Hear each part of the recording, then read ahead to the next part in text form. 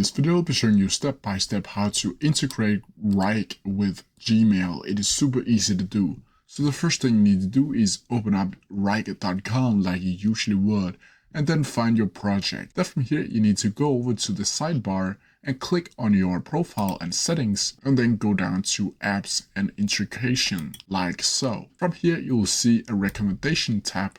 And if you scroll down, you will see the Gmail option down here. If you don't see the Gmail, you can also go up here to the search bar and click in Gmail. From here, you'll need to click on it. And then from here, you can read in the description and you can read the app settings. Up here, you can click Add, and that is to integrate Wrike for Gmail. Then you need to click Install and then click Continue. From here, you'll need to click on your account and then click Continue. From here, you will need to want to access the Google account information, and then you just need to click Allow. And as you can see now, Wrike for Gmail has been successfully installed, and you will also receive an email on your Gmail account for it. Then from here, you just need to click OK, and then close the option down here, close it here, and then go back to Wrike, like so. And that's how I do it. If you have any questions about it, please send them down in the comments section below and I'll try my best to answer them as quickly as possible.